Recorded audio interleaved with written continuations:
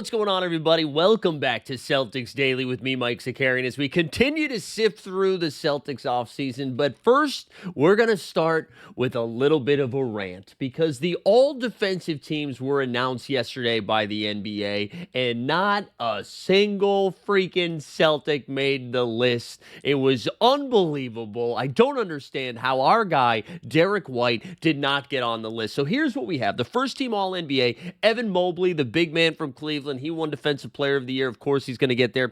Dyson Daniels from the Atlanta Hawks. He got 91 first-team votes. That makes sense, too, because he had like 4 billion steals this season, which was more than anybody else, like times 2. And then our guy, the Dort report, Luguentz Dort from the Oklahoma City Thunder, who he finally made a first-team All-NBA. Amin Thompson from the Houston Rockets got in there as well. And then, of course, the podcaster, the loud one, the guy who might chest stomp you at any given point, Draymond Green. So that's the first team. Now, I don't really have any complaints with the first team. All of those are pretty close. And then there's a couple of guys that if they didn't make the first team, I knew were going to be on the second team, like Ivica Zubac, the big man for the Clippers. He was incredible for them this season. Jaren Jackson Jr. for the Memphis Grizzlies. He is also on the second team. He was like a fringe guy for me, but whatever. He made it. Jalen Williams. So OKC now 2 guys on there. Now that makes sense because they've had like the best regular season and we're seeing postseason defense that we've seen in a very long time. So I'm fine with that. Rudy Gobert of Minnesota. Okay. Now, the next guy that made it, and again, I want to be nice here because Toumani Camara of the Portland Trailblazers. The Trailblazers don't get a lot of love. I'm glad they were able to get somebody on there. But I just think Derek White's got to be in consideration, right? He's made second team twice already. And Derek White has had the most blocks among guards this season with 80 blocks, 3 more than Shai Gilgeous-Alexander, who finished second. I just think like Derek White's got to be on there. I also thought another snub you could have considered is Bam Adebayo, but the Miami Heat and Bam kind of had a down year this past season, and Bam specifically, like I don't think he was up to snuff as we typically see from Bam, but that could be just a Miami thing from this season. But Derek White should have had a little bit more consideration. How many times in a game have we seen Derek White, whether it's postseason, regular season, down the clutch early in the game, make an incredible play at the rim? He was always doing those extra things. And I mean, honestly, Tatum's got to be considered too. Tatum, I thought, was one of the best two-way players that we saw this season. I know all defense is not a two-way award, but I just thought he was awesome this year defensively. And for the Celtics to be such a good defensive team and to not get any sort of representation, I don't know. Maybe it's voter fatigue. I don't know what it is. People just hate Boston. They continue to hate the city. But I thought Derek White, at the very least, should have been given a little bit of love. I think we're just about done. Oh, we still need to learn who made All-NBA. I'm assuming Jason Tatum's going to be first-team All-NBA. That's probably the only Celtic that's going to make it. But good Lord, give Derek White some love. What do we got to do? I feel like he's the only Celtic that consistently shows up. Speaking of Celtics showing up, well, it's a former Celtic, so I don't know if we can take too much credit. But again, we don't have a team in the playoffs right now, and we know we're not going to be rooting for the New York Knicks, okay? We can't do that, not after they beat us. OKC Thunder's the favorite, so I don't know if you want to root for them. The Timberwolves have Rudy Gobert, and how fun is that? So we have to pick a team, and I'm riding with Indiana, mainly because, one, Rick Carlisle, former Boston Celtic, and he kind of looks like Jim Carrey, and I think that's fun. Second, Aaron Nesmith, former Celtic great? No, we can't say great because he was barely playing. And Nesmith has always been this bulldog defender, and we're seeing a ton of that in this postseason, right? I mean, he's getting the Jalen Brunson assignment, which is just nuts, right?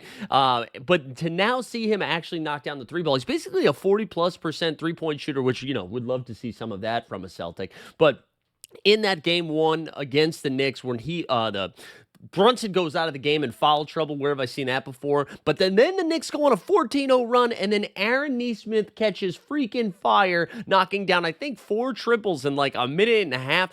Finished with like 20 points in the fourth quarter. So, yes, it hurts my heart a little bit to see Aaron Nesmith not in green doing this. However, awesome to see him get an opportunity and just take advantage of it. And credit and kudos to the Indiana Pacers development team who have taken him just from this defensive guy who couldn't really get on the floor because you wouldn't have to guard him. Now all of a sudden you got to keep him on the floor because of his defense and his offense. Nesmith, I don't know. Do we see is there a most improved in his future? Can we see a most improved player? Probably not, because that award's broken where they typically just give it to superstars getting a little bit better. But Something to keep in mind. But shout out Aaron Nesmith. Happy for our guy. I was thinking a little bit about the postseason and the teams that are left, right? So the Pacers, who again have a 1-0 lead after that crazy choke, right, by the Knicks, and Halliburton hitting that shot and then winning in overtime. Just a lot of drama. But between those teams, and then I was thinking about the Denver Nuggets and how they lost the 7-game series. And after they lost, everybody freaked out, right? Everybody was like, oh, they're not going to be able to get better. They need to get shooting. You're paying Russell Westbrook and Michael Porter. All of that's true, right? All of that is true. But then you see what's happening now in the conference finals. And OKC is just blowing the doors off of the Timberwolves. 2 consecutive games now. OKC spanked them, and they seem like they're at a different class, right? And it makes me wonder now, are the Nuggets like actually in a better position than we think? Right? Because Denver had this weird thing where they fired their coach literally right before the playoffs started and then go a 7-game series with the Clippers. And then they take this OKC team that's now 2 wins away from an NBA Finals appearance for the first time since the KD Thunder. They're only 2 wins away, and it doesn't even look close. So it's beginning to seem like that second-round matchup was a finals preview, right? Or not a preview, but a finals, like the winner of that matchup was going to the finals. And that's kind of what we saw between OKC and Denver. So it makes me think, hey, maybe Denver's actually fine for next season. And so then I start thinking about the Celtics, and yes, of course, Tatum's going to be out for the majority of the season. He's going to be out for listen, I know there's a lot of glass half full for people on the internet right now being like, actually, because of the timing of the surgery, Jason Tatum could be back as soon as the All-Star break. That's not happening. They're not going to rush him back for that. But it started making me think, like, okay, if Jaylen Brown is retained, I know, and I saw comments in the most recent video that Jaylen Brown is the guy we need to trade. I disagree, sir. I disagree.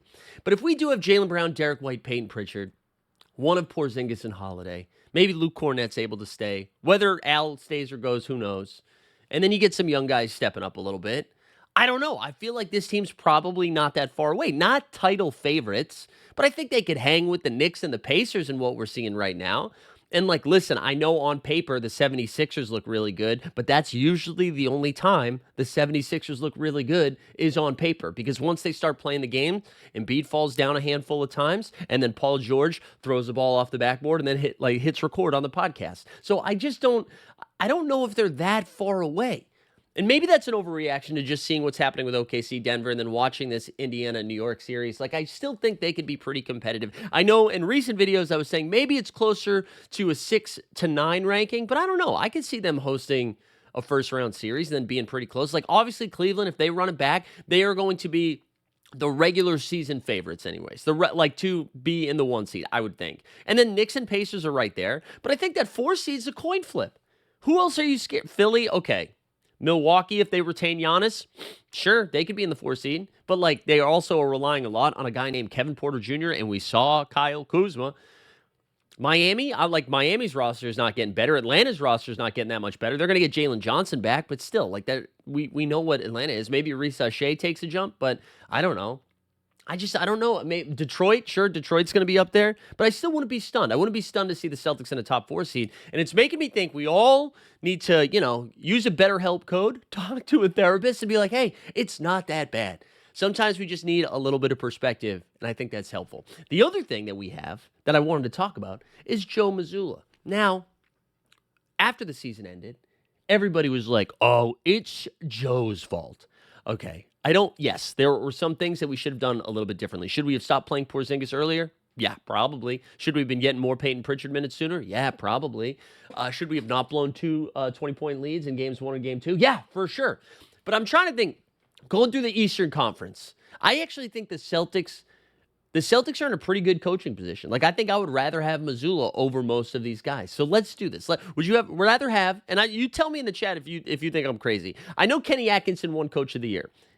I think I would take Joe Mazzulla over Kenny Atkinson, mainly because he would say some crazy stuff. But I really do. I think I trust Joe a little bit more than Kenny when it gets into the playoffs, right? The Celtics are the 2 seed. Let's do the 3 seed, the Knicks.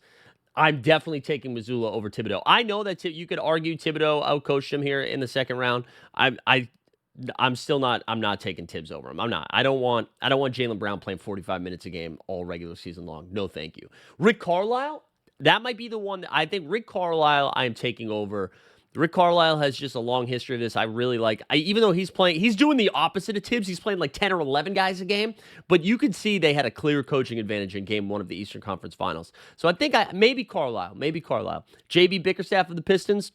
Thumbs down. No, thank you. It's not going to be Bickerstaff. Doc Rivers in the Milwaukee Bucks? No, we've been there. I don't want this version of Doc Rivers. What's his name? The Batman villain, Quinn Snyder. I did this because he always wears red glasses. I don't know. That doesn't look like a glasses thing. I should have done this or like that. But no. Quinn Snyder? I don't think so. Not this iteration of Quinn Snyder. Eric Spoelstra? Okay, maybe I'm listening now. Spo. But I think that's it. I think I'm taking Missoula third overall in the East. And then you look at the West. Steve Kerr, sure. So I think the real question is, and this is what I would love to hear from some people, are you taking Ime Udoka or Joe Mazzulla? Do you think the Celtics would be in a better spot now if they still had Ime or Joe? Now, I know Ime's running a little hot, both on and off the court, allegedly. But he goes down to Houston, immediately makes him a contender, so I don't know. I think I like Joe, though. I'm riding with Joe. There's something, he feels Boston-y. Joe feels, I guess Ime does, too. They both a little gruff. But I don't know. That's all we got for today, though. It's a quiet news day here in Beantown. Hopefully, as we get a little bit closer to the NBA draft, maybe Brad Stevens will tip his hand a little bit so we can get a feel for how the Celtics are going to be approaching this offseason. Because right now, Mum's been the word. He's given us a lot of organizational speak of being like, well, we're excited to see how we're able to build through the draft, and then we'll reevaluate where we're at. We're getting a lot of that, right? And I'm looking for some cold, hard facts for how the Celtics are going to be approaching this offseason. Because it is real. I don't remember the last year that it has been this up in the air, probably since the Isaiah Thomas trade that happened, right? And it's just, we're in a weird spot. And if you told me that this is where we were 5 weeks ago, I would call you a liar. But that's going to do it for me in the Celtics Daily. If it was your first time here, do me a favor. Smash the subscribe before you get on out of here. It just is a nice thing to do. It's a way to give back. Thanks for watching.